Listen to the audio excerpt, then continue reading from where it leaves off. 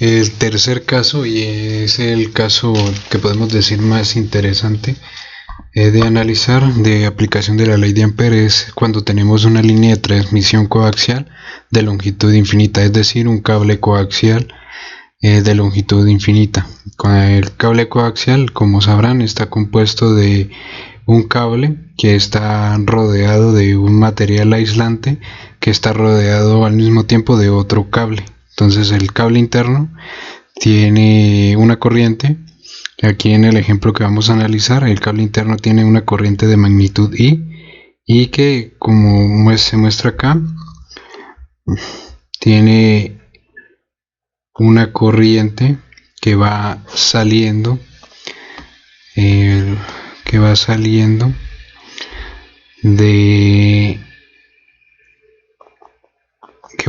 del papel, ¿no? Y el cable externo tiene una corriente, aquí pueden ver la X, la cruz, una corriente que va de magnitud menos I, que va entrando al papel.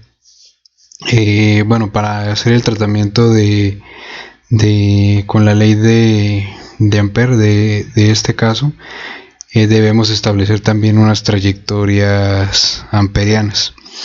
Y pues podemos ver que este caso, un cable es un cilindro, lo vamos a trabajar con coordenadas cilíndricas, y también se puede intuir un poco que debemos hacerlo por tramos. Entonces el primer cable, el cable interno, tiene un radio de A, y debemos establecer la primera trayectoria amperiana dentro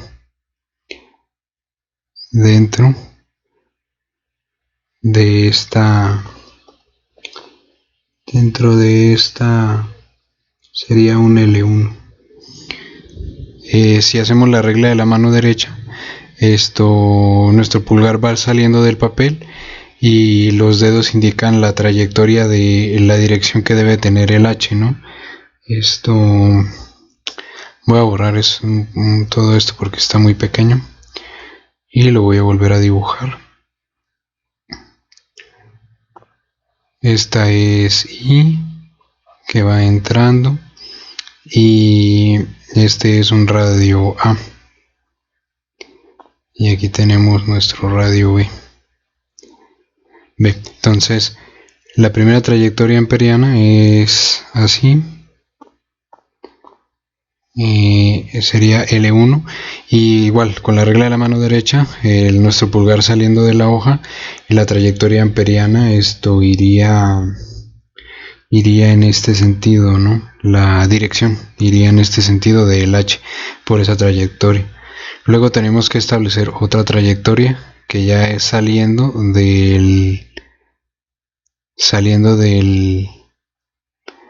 del primer cable, y también tendría esta misma dirección.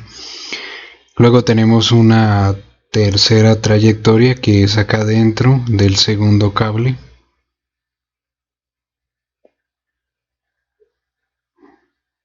¿Y qué dirección tendría? Si hacemos la regla de la mano derecha, con nuestro pulgar iría entrando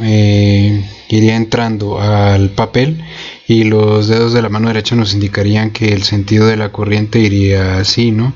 Pero como es menos I, podemos hacer esa operación y decir que también, como es menos I, que también iría en este sentido, ¿sí? Ahí estamos teniendo en cuenta el signo negativo que trae la magnitud de la corriente. Entonces nuestras tres trayectorias amperianas, el flujo del campo magnético, que es el que dibujamos con estas flechitas, iría en la misma dirección en todas. Y finalmente establecemos una última trayectoria amperiana que iría también en este sentido, sería nuestra L4, y esta de aquí es L3. Entonces debemos hacer el análisis de los cuatro casos para las cuatro trayectorias. Entonces, para nuestra trayectoria L1, que es cuando el radio, como es un cilindro, el radio del cilindro es un ρ, ¿no? Entonces es cuando ρ va de 0 hasta A, es menor o igual a A. ¿sí? Y entonces cuando tenemos ese caso, ¿qué es lo que pasa?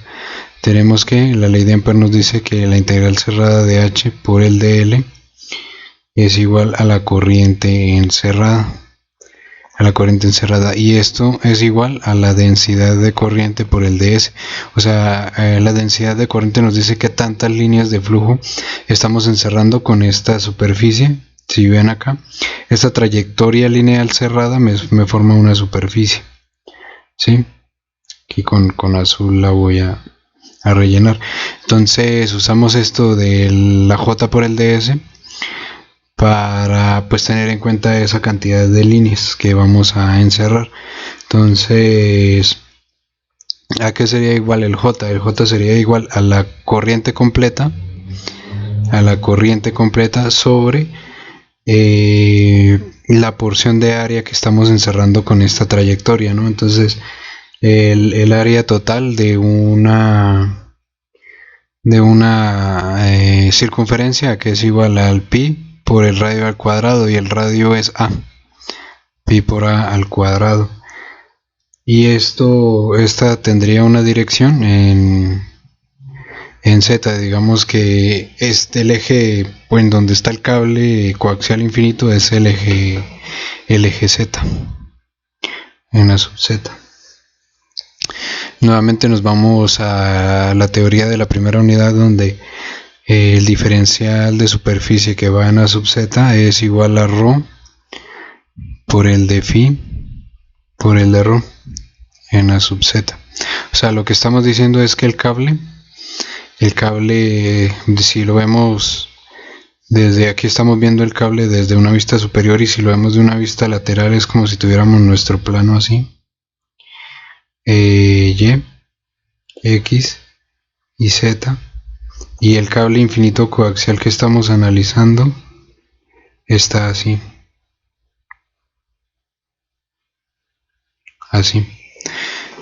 por eso están en estas direcciones en z. Y bueno, solucionando la integral, tenemos que la corriente encerrada es igual a la corriente por pi por a al cuadrado, corriente sobre pi por a al cuadrado, por la integral del diferencial, que es ρ por d phi por el de ρ. ¿Y cuál es nuestra variable? Nuestra variable es esto, lo que estamos aumentando es el radio, y también estamos girando. Entonces, de 0 a 2pi, que es la variación de phi, y de 0 a ρ. Digamos que al final del primer cable sería a, el último radio, pero nos conviene mejor dejarlo en función de ρ, porque digamos esto se parece un poco cuando vimos la ley de Gauss en el ejemplo de la esfera, que también hicimos un ejemplo variando el radio. Nos conviene dejar esto mejor en función de ρ por las condiciones de frontera.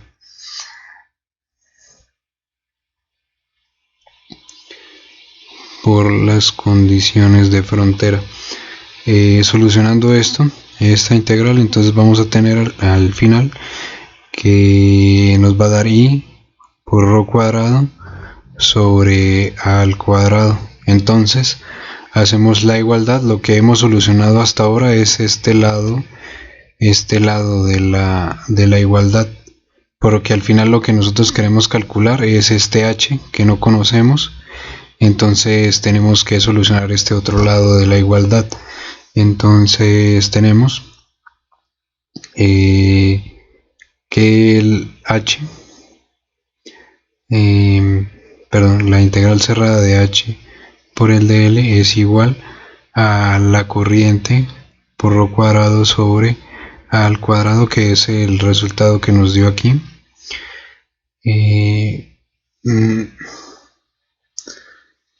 Tenemos entonces, ¿no?, que nuevamente como estamos en coordenadas cilíndricas y las corrientes van en dirección en z, y si hacemos la regla de la mano derecha y el pulgar en la dirección z y nuestros demás dedos en la dirección de las H's, en todas las H's de las 4 trayectorias van a tener, como estamos en coordenadas cilíndricas, van a tener dirección de A sub phi, ¿no? Que es esta que de acá, en dirección a sub phi.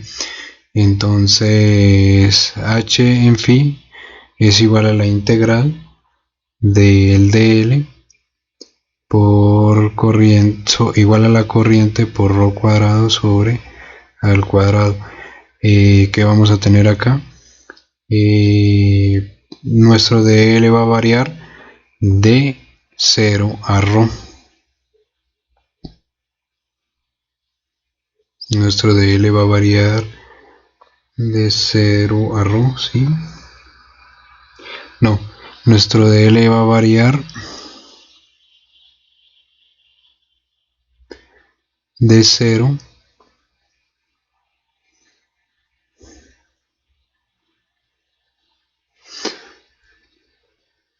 a 2pi por rho. ¿Por qué?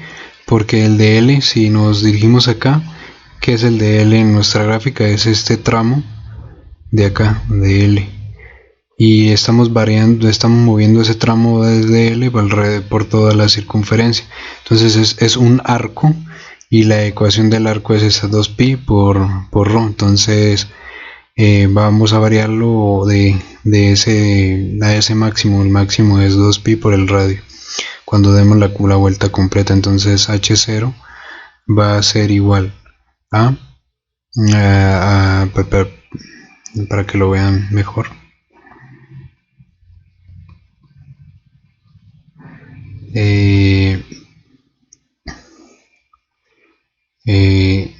H0 por 2pi por rho igual a y la corriente por rho cuadrado sobre al cuadrado. Entonces este rho con este rho se van y H0 es igual a I por rho sobre 2pi por al cuadrado. Esto es para cuando rho va de 0 hasta A. Entonces ahora viene nuestro segundo caso. Si la solución de este ejercicio es un poco extensa, el segundo caso es cuando variamos el rho de A hasta B, es decir, cuando estamos en la trayectoria L2, ¿sí? Cuando estamos en la trayectoria L2. En esa trayectoria es interesante ver que nuevamente te ponemos las ecuaciones. La integral cerrada de h que va en phi por el dl es igual a la corriente encerrada, pero con la trayectoria L2 aquí funciona la trayectoria L2. Si nos vamos a la gráfica en la trayectoria L2, ¿qué corriente total nos está encerrando? Nos está encerrando toda la I, ya no una porción de I como en la trayectoria L1, sino toda la corriente. Entonces esto va a ser igual ahí a la I completa, y ya solo queda solucionar este lado de la ecuación y es exactamente lo mismo, porque ya sabemos que h sub phi por la integral del dl, el dl de qué varía, valía de 0 hasta la circunferencia total, que es 2pi por rho, y es igual a la corriente. Entonces tenemos que el h0 por 2pi por rho es igual a la corriente. Entonces H0, claro, ¿no? El de la parte anterior va en A sub phi y ese también va a quedar resultante. Aquí tenemos corriente sobre 2pi por rho y en A sub phi.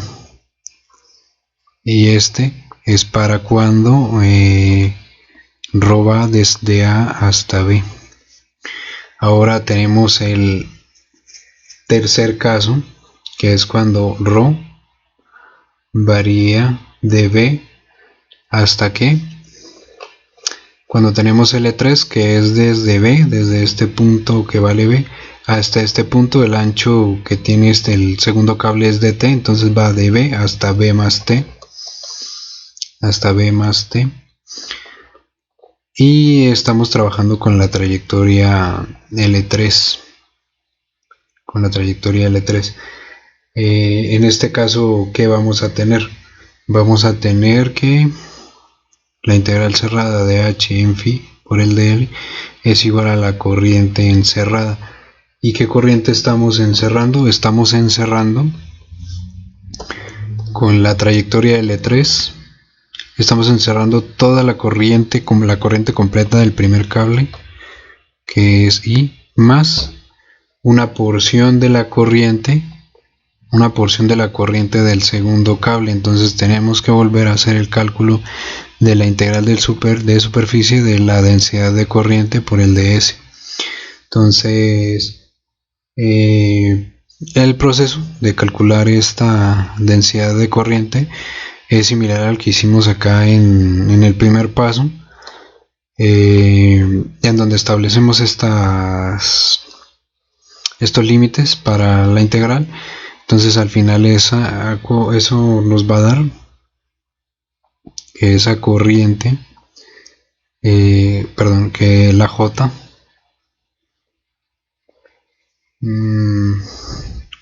nos va a dar que la J es igual a que la J es igual a esta corriente total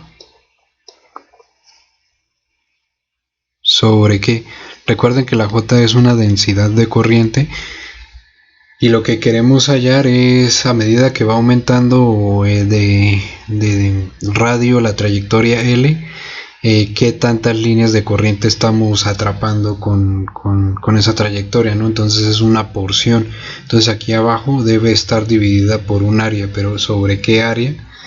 Pues debe estar dividida sobre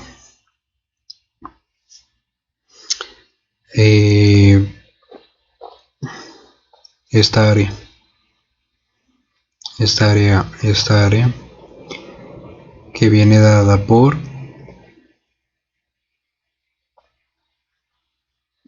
una resta de radios. Venimos acá, está el radio el área, de la circunferencia es pi por el radio al cuadrado, ¿no? Sería el área, pero es una circunferencia hueca. Entonces tenemos que el área de esa es una pi por la resta del radio total, y el radio final menos el inicial. El radio final es b más t al cuadrado menos b al cuadrado, inicial menos final. ¿Sí lo ven? El final, que es este b más t, este radio es b más t. Entonces es este al cuadrado menos este radio b al cuadrado, y eso nos va a dar a esta porción, esa relación de radios, y es lo que vamos a venir acá a operar. Entonces quedaría pi por b más t al cuadrado menos b al cuadrado. Y pues nos queda solucionar esa integral de superficie. Tenemos que la corriente encerrada es igual a la corriente del primer cable menos la porción de corriente que estamos atrapando en el segundo cable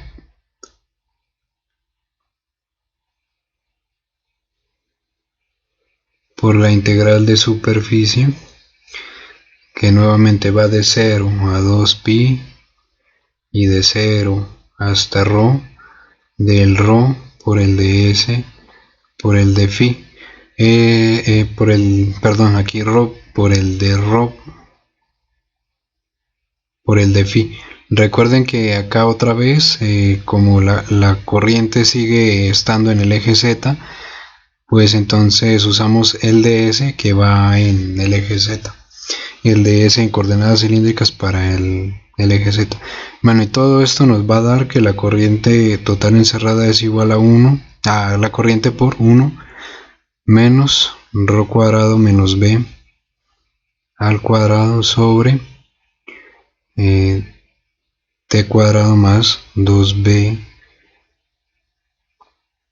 2b por t. Listo. Entonces ya solucionamos, ya tenemos acá la corriente encerrada. Ya solucionamos un lado de la ecuación. ¿De cuál ecuación? De esta. Entonces ya tenemos solucionado este lado, ahora tenemos que solucionar este otro lado, que viene dado por el h, bueno, la integral cerrada de h en phi por el dl es igual a la corriente encerrada, que es toda esta que calculamos ahorita, 1 menos rho cuadrado menos b cuadrado sobre t cuadrado más 2bt. Entonces ahora tenemos que h en phi por la integral de línea, que va de 0 otra vez, esto sí es lo mismo, de 0 a 2pi, que es toda la circunferencia, rho por el dl es igual a la corriente 1 menos rho cuadrado menos b cuadrado sobre t cuadrado más 2bt. Y nos va a dar que h en phi es igual, solucionando todo eso, nos va a dar que la corriente sobre 2pi rho es por 1 sobre, bueno, por 1 menos rho cuadrado menos b cuadrado sobre t cuadrado menos 2bt. Y así nos da, esto va en a sub phi, y así obtenemos para la tercera trayectoria, cuando el rho va de b hasta b más t, y nos queda la última, que es cuando el rho es mayor o igual de b más t, que es cuando funciona la L4, la cuarta trayectoria. Entonces tenemos otra vez la integral cerrada de h por el dl, h en phi por el dl, que es igual a la corriente encerrada. Si nos fijamos en la trayectoria 4, estamos encerrando la totalidad de la corriente del primer cable y la totalidad de la corriente del segundo cable. Y esto, sabemos que la corriente del primer cable en magnitud vale I, pero la del segundo cable en magnitud vale menos I. Esto nos da igual a 0. ¿Qué quiere decir? Si solucionamos este otro lado de la ecuación, quiere decir que h en phi para la trayectoria 4 es igual a 0 también.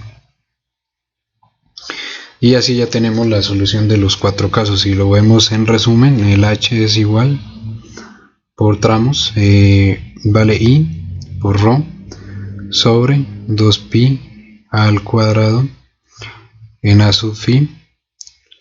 Esto para los rho que están entre 0 y a. Luego vimos que la corriente sobre 2pi por rho en a sub phi para todos los rhos que van de A hasta B. Tercero, en el tercer tramo vimos que el H, el campo magnético, vale I sobre 2pi por rho por toda esta porción de corriente grande, esta relación de radios más 2 veces bt, cuando rho va de B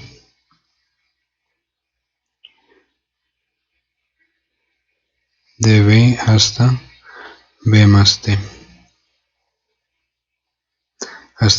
T, y vale 0 cuando para todos los rho mayores o iguales de B más T.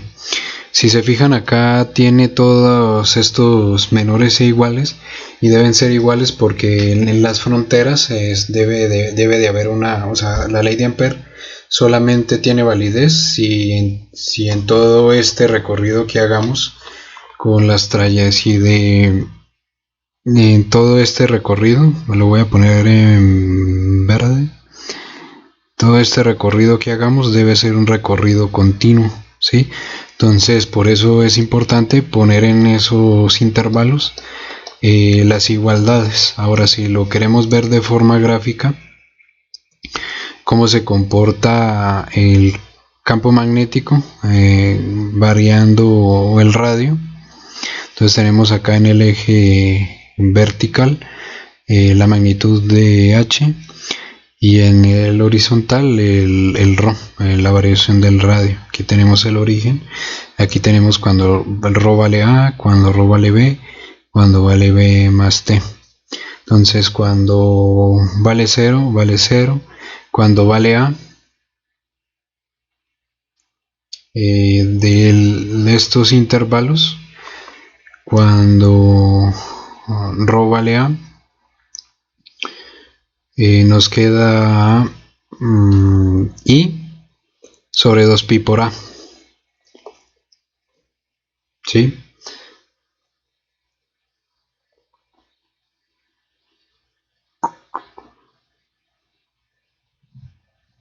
Perdón si aquí me quedó mal dibujado, porque A es un número pequeño, entonces vale este punto que es un máximo I sobre 2pi por A.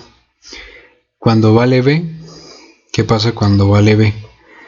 Cuando vale B, vale I sobre 2pi por B. I sobre 2pi por B, pero como B es un radio mayor, entonces esa división, 1 sobre 2pi por B, es un número más pequeño. Entonces es lo que viene acá. Y cuando vale B más T, si se fijan, esto, si reemplazamos B más T en todo este número grande, al final ρ por B más T en este número grande, al final vamos a tener que también nos va a dar esta misma magnitud como máximo, pero va a ir disminuyendo hasta que sea el B más T. Como máximo nos va a dar y cuando llegue a B más T, si reemplazamos, a ver, hagámoslo, sería B más T al cuadrado menos B cuadrado sobre T cuadrado más 2 veces B por T. Entonces, bueno, y esto es 1 menos, queda 1 menos B cuadrado más 2 veces BT más T cuadrado menos B cuadrado sobre T cuadrado, perdón, aquí es sobre, aquí es menos T cuadrado, no, menos B cuadrado, sí, menos B cuadrado, si estoy bien. Queda T cuadrado más 2 veces BT, y vemos que este B cuadrado con este B cuadrado se cancelan y me queda 2 veces BT más T cuadrado, y 2 veces BT más T cuadrado. Entonces esto con esto se cancelan también y nos da 1, y queda 1 menos 1, que es igual a 0, es decir, que cuando llegamos al radio B más T, vale la magnitud del campo magnético va a ser 0.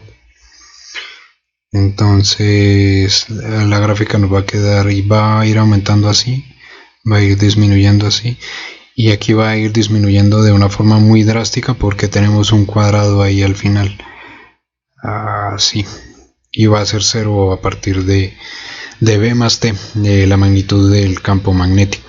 Bueno, y eso es todo lo que hay que ver de las aplicaciones de la ley de Ampère.